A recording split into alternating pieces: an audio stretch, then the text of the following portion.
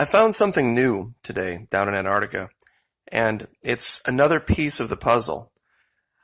Many think of Atlantis and they see something like this in their mind, as Plato described a city that was encircled by canals, and people have scoured Google Earth Pro and other maps looking for something like this.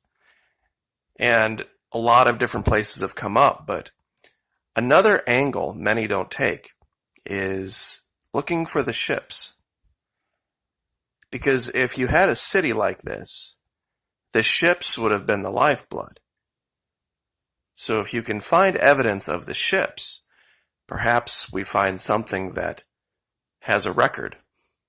They have found those amphorae that have been sealed for years, that had all sorts of important papers in them. Maybe we find a map. And no better place could something be preserved like that would be dry, frozen Antarctica. Many people think of ancient navies as having ships looking like this, all sorts of games based on this. This is kind of a steampunk version of some cross between a cargo carrier and a battleship, but sometimes reality isn't too far off. This is the USS Porpoise, and it looks like something you would see out of a movie, but it won 5 battle stars in World War II.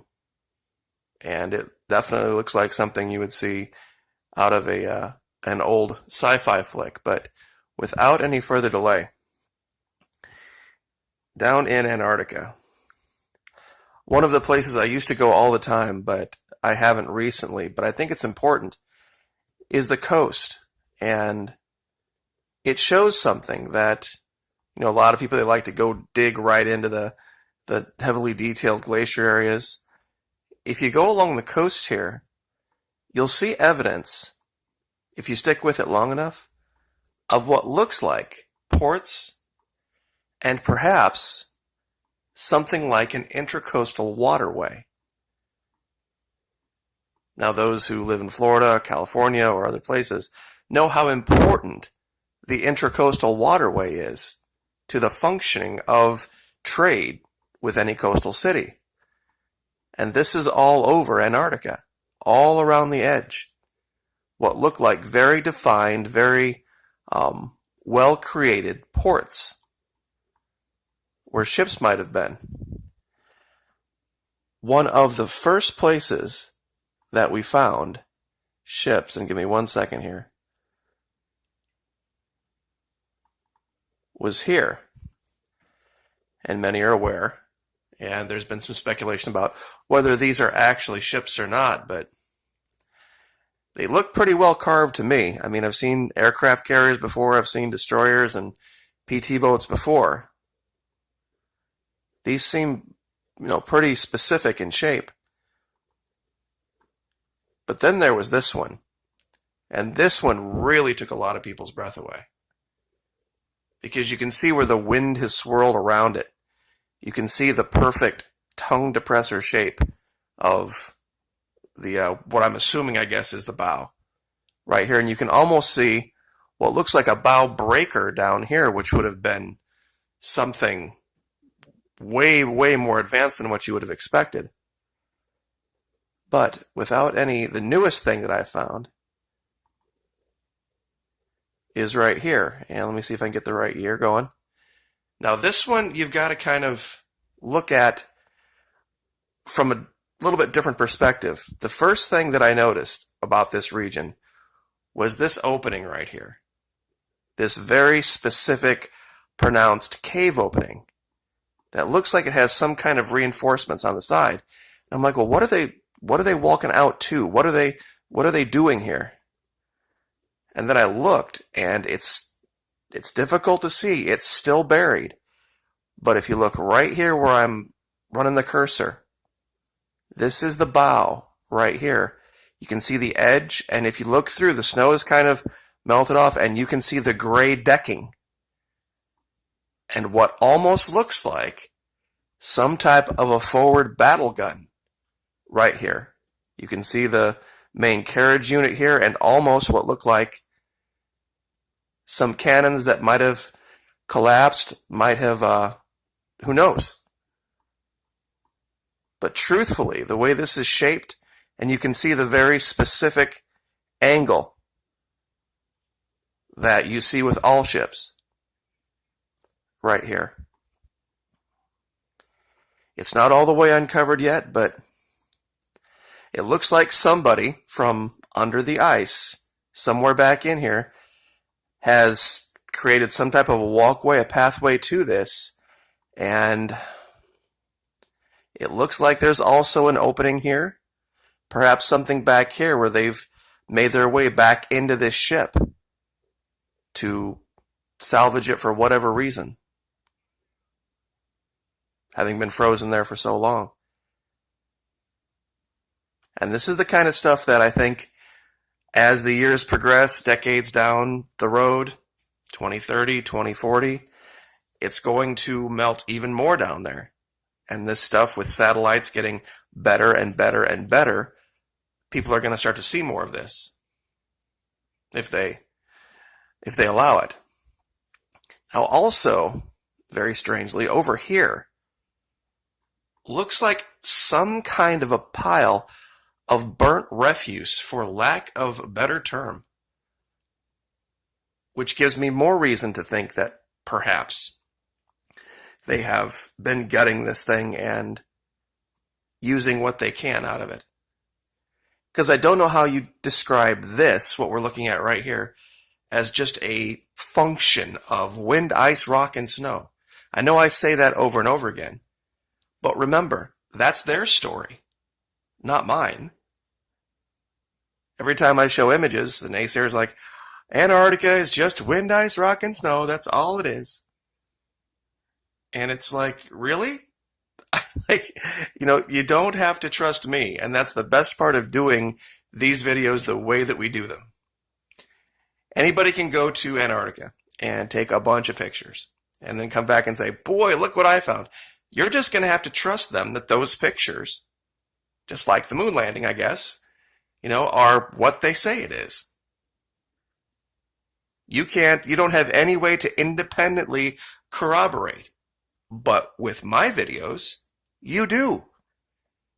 You can go get even the most base model laptop and download Google Earth Pro and go to my videos, find the coordinates I provide, and you can look at these exact images for yourself, having found them for yourself, and make up your own mind. Zero trust required.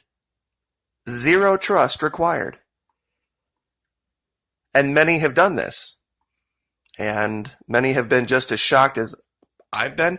And some people have found even better things than I have. I always encourage people, if you find something like this, don't go to my comment section and start dropping coordinates. I'll never see them because I get hundreds and hundreds and hundreds of comments every day because I get all the comments across all the videos all at once. Pick up a smartphone, aim it at your computer screen, and record it. And say, look what I found, here are the coordinates. And then, promote your link. Go to your Facebook page. Say, hey, look what I found in Antarctica. And eventually, it'll work its way around into my feed or someone else's feed, and then we'll all see it. And then we know that nobody stole anything from anybody else or nobody took anybody else's find. That's the best way to go about it. But there is so much that even after the hundreds of videos that I've done that are still waiting to be found down here. Another one that I haven't showed people in a long time was this one. And this one was a tough one because it is hidden. You have to mess with the lighting to show it. But you can clearly see the bow of a ship here. Let me zoom back out. Right here, there's almost kind of a horned hook going backward. But if you look in real close at this, let me see if I can get the light right. You can see this figure 8. It almost looks like some type of an anchor rope wind. It's very difficult to get it just right. And this is the Mertz Valley. Where we just were before that is the Vanderford Valley. Of course, I'll give you the coordinates down in the description. You can plug them in and find for yourself. But all sorts of different evidence of ship type, naval type things down here that are just unmistakable. Here's another one we found more recently. And this is very much the shape of a reinforced cannon. Right here, you can see the muzzle.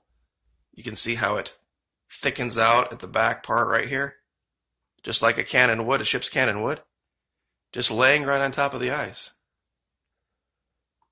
And right behind it, you've got to look at it a little bit closer, but it's not coming through. It's almost some type of a statue of some type of a head like you would see on the front of a ship. But stuff is laying on the ice all over down there. And there are areas, and I'll zoom out here just to show you. This little tiny area right here, I've explored maybe a third of it. And there is stuff all over the place that I have absolutely no explanation for. You know, it's not natural, whatever it is. And it is just everywhere. Another thing I wanted to show, and I guess I'll leave with this. This is one of the more controversial types of finds, I guess I should say. Some people say it's just a cavern, it's just a shadow. But we've shown stuff like this before, where it's next to a shadow. You see how this here is all dark, pitch black? This is not all completely dark. This looks like it's laying on the ice. It's almost as if, based on the shape, like that's some type of a fin. Like this is some kind of a large sea creature that has either perished on the ice or has been revealed by the melting. And stuff like this is all over the place. Very, very different than just shadow. Because the shadow is not hard to find. It's everywhere. See, like up here, you can see that this shadow matches this ridge.